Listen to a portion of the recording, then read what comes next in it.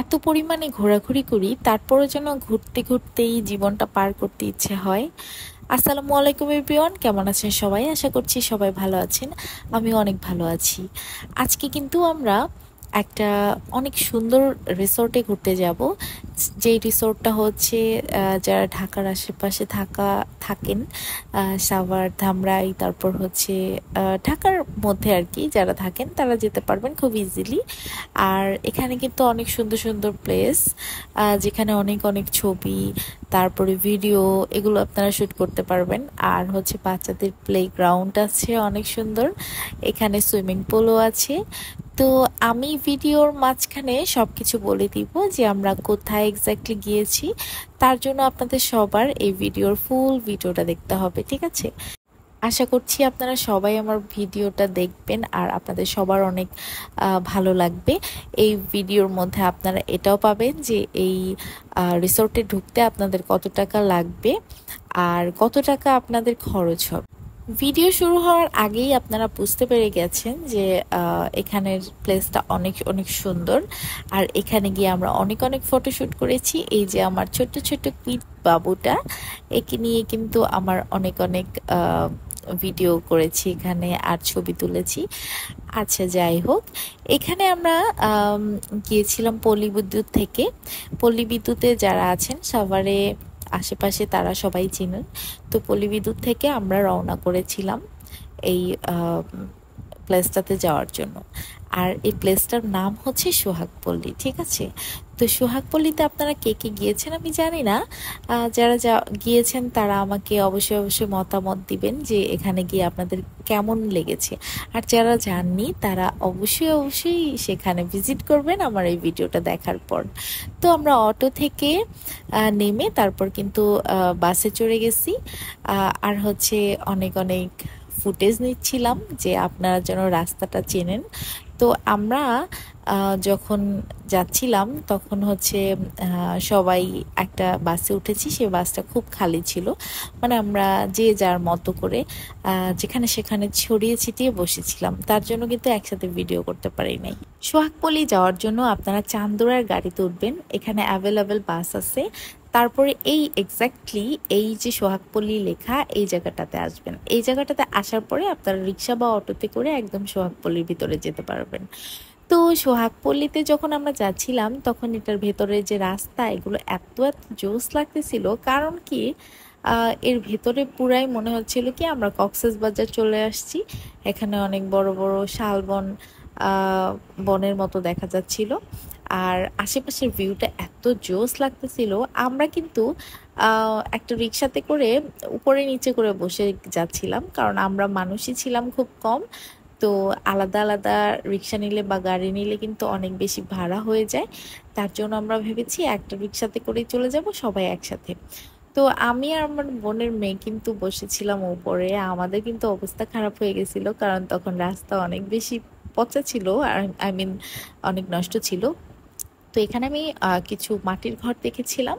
তো ওই মাটির ঘরগুলো কিন্তু অনেক জোস লাগতেছিল, কারণ সাভার, তারপর এইগুলার আশেপাশে কিন্তু কখনো মাটির ঘর দেখা যায় না। তো এই জায়গাটাতে হঠাৎ করে এসে মাটির ঘর দেখতে পেয়ে আমার খুবই ভালো লেগেছে। আমরা কিন্তু চলে এসেছি সোহাগপল্লীতে। আর টিকিটটা দেখলেন যে টিকিটটা আমরা কিন্তু একটু কম বেশি করে নিয়েছিলাম, কারণ এখানে আমরা যখন অনেক আগে এসেছিলাম তখন মাত্র 50 টাকা করে আমরা টিকিট কাটছিলাম। আর এখন টিকিট কাটতে এসে দেখি কি 200 টাকা করে টিকিট। তো পার পার্সন 200 টাকা করে যখন টিকিট, তখন আমরা বলতেছিলাম যে এত বেশি বাড়ায় ফেলছেন টিকিট, তাহলে আপনি একটু কমায় দেন। তো পরে ওনারা বলল যে আপনারা যেহেতু ব্লগ করেন তো আপনাদের জন্য কিছুটা ছাড় আছে। আর আপনাদের মাধ্যমে যদি কেউ আসে আমাদের কাছে তাহলে আমরা তাদেরকেও ছাড় দিব। সো আপনারা কিন্তু আমাদের ব্লগ দেখে যদি সেখানে যান তাহলে অবশ্যই কিছু কিছু ছাড় পাবেন। আমরা কিন্তু 200 টাকা ডিসকাউন্ট পেয়েছিলাম। তো ডিসকাউন্টটা এমন একটা ব্যাপার যে 2 টাকা হোক তাও কিন্তু ভালো লাগে, খুশি লাগে, ঠিক আছে? তো আপনারাও যদি যান তাহলে কিন্তু মানে একটা ডিসকাউন্ট পেয়ে যাবেন। আর অনেকগুলা মানুষ যখন যাবেন তখন কিন্তু 200 টাকা বা 100 টাকা ডিসকাউন্ট অনেক বেশি। এই যে দেখতেছেন একটা ঝুলন্ত ব্রিজের মতো, এখানে অনেক সুন্দর সুন্দর ছবি তুলতে পারবেন আপনারা। তারপরে এইখানে তো একটা ওয়েলকাম, এরপরে এই জায়গায় কিন্তু আপনারা একটা সুন্দর ওয়েলকাম পুলও পাবেন। এখানে আপনাকে ওয়েলকাম করা হবে। তো এখানে কিন্তু আমার ছেলে খুবই এনজয় করতেছিল, কারণ ও অনেক বেশি পানি লাইক করতো, আর পানি দেখলেও পাগল হয়ে যায়। তো এখানে কিন্তু লেখা ওয়েলকাম টু সোহাগপল্লী রিসর্ট। তো আপনারা যখন আসবেন তখন এই জায়গাটাতে ছবি তুলতে পারবেন। আমার ছেলে অলরেডি একটা গেঞ্জি ভিজিয়ে ফেলছিল, তার জন্য তার গেঞ্জিটা খুলে দেওয়া হচ্ছিল।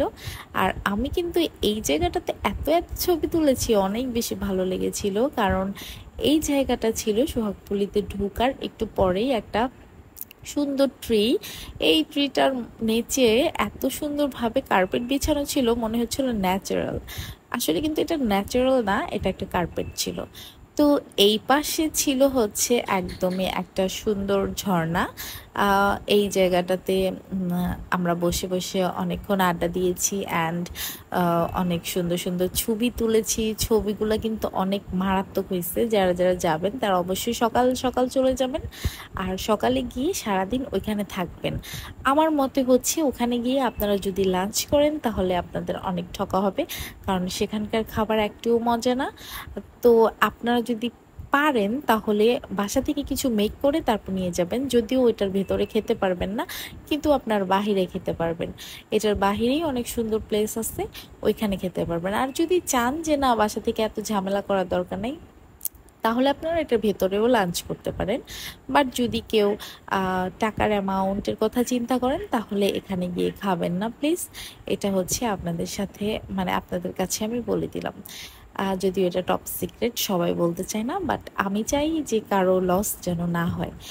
তো আমরা এই রিসোর্টের শেষের প্রান্তে এসেছি। শেষ প্রান্তে এরকম একটা পাহাড়ের মতো ছিল। এই পাহাড়টা আমরা যখন 2019-এ আসছিলাম তখন অনেক অন্যরকম ছিল, ন্যাচারাল একটা পাহাড়ের মতো ছিল। কিন্তু এখন হচ্ছে এটাকে পুরাই ন্যাচারালিটি নাই এটার মধ্যে বললেই চলে। বোঝাই যাচ্ছে যে এটা একটা বানানো কিছু। তো এই হচ্ছে গিয়ে কথা। তারপরে আমরা অনেক টায়ার্ড হয়ে গেছি, এরপরে আমরা বললাম যে একটু দোলনায় দুলি। তারপরে দোলনায় কিন্তু আমরা দুলতেছিলাম, একটু বাতাস খাচ্ছিলাম। তো আমরা যে টাইমটায় গিয়েছি এখানে, সেটা কিন্তু অনেক সুন্দর একটা ওয়েদার ছিল। তো এই ওয়েদারের মধ্যে আমাদের খুবই ভালো লাগছিল। আমরা কি করছি, ঘুরতে ঘুরতেই না শেষের দিকে না একদমই বৃষ্টি পড়তেছিল। তো ওই বৃষ্টিতে আমরা একটা দৌড় দিছি, দৌড় দিয়ে এক জায়গায় গিয়েছিলাম। তো এখানে দেখেন আমি আর আমার হাজব্যান্ড কিন্তু সুন্দর সুন্দর কিছু ভিডিও মেক করতেছিলাম। তারপরে পাশে দেখতেছিলাম যে এটাকে শাপলা ফুল, তারপর হচ্ছে শাপলা ফুলের যে পাতাগুলো দেখা যাচ্ছে, খুব ন্যাচারাল ভাবে সাজানো ট্রাই করছে এরা। তো এখানে কিন্তু রেস্ট হাউসও আছে, আপনারা যদি রেস্ট করতে চান তাহলে এক্সপেন্সিভ, মানে কিছু এক্সট্রা টাকা আপনাদের পে করতে হবে। তা সেটা আপনারা গিয়ে কথাবার্তা বলে তারপরে কিন্তু করতে পারবেন। তো এই রাস্তাটা হচ্ছে কি, আমরা সুইমিং পুল যেটা, মানে এখানে একটা ওয়াটার কিংডম আছে, সেটার মধ্যে ঢোকার সামনে এসে তারপর আমরা যাচ্ছিলাম, কারণ আমরা ওয়াটারে যাচ্ছিলাম না, কারণ আমরা কেউই এক্সট্রা কোনো ড্রেস আনি নাই। আমরা হচ্ছে শুধু জাস্ট ছবি টবি তুলবো, একটু এনজয় করবো, দ্যাটস ইট। আর আপনারা যদি চান যে ওয়াটারে যেতে তাহলে কিন্তু আপনারা এক্সট্রা ড্রেস ক্যারি করতে হবে। আর এখানে সব কিছুরই ব্যবস্থা আছে, যেরকম আমরা ফ্যান্টাসি কিংডম বা নন্দন এগুলোতে যাই, এরকম জায়গা আছে। তো আমরা কিন্তু গিয়েছিলাম আমার মাকে নিয়েও, আমার মাও কিন্তু দোলনায় বসে দোল খাচ্ছিল। তারপরে হচ্ছে আমি আমার ছেলেকে নিয়ে কোলে কোলে নিয়ে হাঁটতেছিলাম, কারণ সে কারো কোলেই যাবে না, শুধু আমার কোলেই হাঁটবে, আবার নিজেও হাঁটবে না, আমার কোলেই থাকবে। তো আমি আর কি করব, তাকে কোলে নিয়ে হাঁটতেছিলাম। মাঝে মধ্যে তার বাবা তাকে কোলে নিচ্ছিল, মাঝে মধ্যে আমি তাকে কোলে নিচ্ছিলাম। এরকম মিলিয়ে ঝিলিয়ে আমরা দুইজনেই ক্যারি করেছি আমার ছেলেকে। তো এখানে একটা পন্ড আছে, এই পন্ডের মধ্যে কিন্তু ছবি তুলতে পারবেন আপনারা। মাঝখানে গিয়ে দেখতেই পেয়েছেন বা সামনে একটা কিন্তু সুন্দর জায়গা আছে, ওইখানে আপনারা ছবি তুলতে পারবেন। আর এই যে সাইডটা, এটা হচ্ছে একটা গ্রামাঞ্চলের মতো, মানে এখানে সিনেমাটিক কিছু করা হয়। এখানে কিন্তু শুটিং স্পট আর কি, শুটিংও করা হয় এখানে, অনেক নাটক সিনেমা এগুলো করা হয় আর কি। তো এই জায়গাটাতেও আমরা অনেক ছবি তুলেছিলাম। অনেক ভালো লেগেছিল আসলে। একটা মাঠও আছে এখানে, অনেক রাজাহাঁস, তারপরে অনেক কিছু ছিল। তো এটা একটা রেস্টুরেন্টের সামনে ফ্রন্টে এরকম ছিল, এখানে ছবি তুলতে মন চাচ্ছিল, ছবি তুলেছিলাম। আর একটু পরেই বৃষ্টি হচ্ছিল, তো এই বৃষ্টিতে দৌড়াদৌড়ি করে আমরা বের হয়ে যাচ্ছিলাম, কারণ আমরা বৃষ্টি হয়ে গেলে কোনো রিক্সা বা গাড়ি পাবো না, এই টেনশন করতেছিলাম। তারপরে সোহাগপল্লী থেকে বের হয়ে কিন্তু আমরা বাইরে অনেকগুলো চায়ের দোকান ছিল, ওখানে বসে আমাদের যে বিরিয়ানিটা বাসা থেকে নিয়ে এসেছিলাম সেই বিরিয়ানিটা আমরা ওখানে বসে খেয়েছি। তো খাওয়ার পরে আমরা একটা অটো রিক্সা পেয়েছিলাম একদম সোহাগপল্লীর যে গেট সেখানে যাওয়ার জন্য। তো ওইটাতে করে আমরা রিক্সায় চলে যাচ্ছিলাম। আর দেখেন পাশের ভিউগুলো কত কত সুন্দর লাগতেছিল। তো আজকের ব্লগটা এই পর্যন্তই। আপনারা সবাই ভালো থাকবেন, সুস্থ থাকবেন, আর আমার ভিডিওটা অবশ্যই অবশ্যই দেখবেন। আল্লাহ হাফেজ।